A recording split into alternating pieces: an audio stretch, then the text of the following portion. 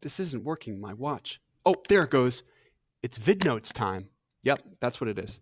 7-3 VidNotes. Please write down your learning target.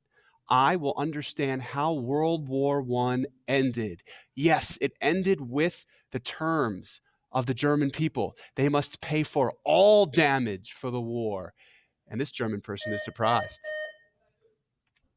The end of World War I. World War I was an enormous cost to the world in lives, property damage, and social disruption. It disrupted an entire generation of people in Europe and the Middle East. It was one of the deadliest wars in human history. We're going to analyze some data today about that. And here you see some of the victims of World War I. The end of the war involved this man, the 28th president, U.S. President Woodrow Wilson, tried to push for peace with a plan in 1918 called Wilson's 14 Points. His biggest idea in the plan was to create a group called the League of Nations. The League of Nations wanted to support peace. Yes, it did. The League of Nations, Wilson's League of Nations idea hoped to spread world peace, but it failed to win support. Republicans in the U.S. Congress felt the U.S. should stay out of world affairs, and the United States was never a member of the League of Nations. It failed. End of World War I also involved Germany surrendered to France and Britain on November 11th, 1918. Where did they surrender? In this train car in northern France. You see the two sides of the war negotiating an end.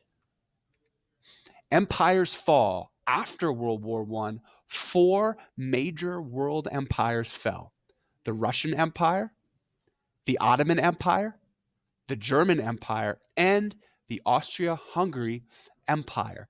They all collapsed like this building. Label the blank map with these 4 major empires that fell. A peace agreement. Leaders from 30 countries met in the city of Versailles, just outside of Paris, France, in January 1919. They met to create the terms of peace after World War I. And they met at this Palace of Versailles. That sounds familiar. We studied it. King Louis XIV, the absolute monarch, he created this huge palace, and it was still standing in 1919. That's where the leaders met. Where is Versailles? Please label on your map France, Paris, and just south of Paris was Versailles, where this meeting was held for peace. Who were the VIPs in Versailles? U.S. President Woodrow Wilson, here he is in the picture, circled in blue, and leaders of France, Britain, and Italy were there. The losers of World War I, including Germany, were not there. Russia was having its own civil war and was also not there. What did the Treaty of Versailles say? Peace term number 1. It forced Germany to accept all responsibility for World War I. That's right, Germany was blamed for everything. Peace term number 2, it forced Germany to give away land and territory. These 4 spots that the German Empire owned had to be given away because of the Treaty of Versailles. Peace term number 3, it forced Germany to limit its military power, not as much muscle. The German army had to shrink to 100,000 men. It's a pretty large decrease. What did the Treaty of Versailles say? Peace term number 4 said Germany must pay $33 billion in reparations to the winners of World War I. That's a lot of money. It took 90 years for Germany to pay it back. And what are reparations anyway? Please write this definition. Reparations. Money paid by a defeated country after a war to repair the damage caused. And this huge money bag is crushing this man who represents Germany. It was a crushing amount of money that Germany could not easily pay back to its enemies.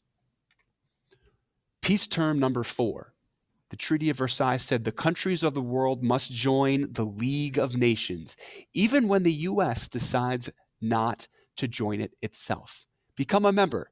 Join today. And here's the League of Nations logo. That is it. We have but one research question. Please write that question.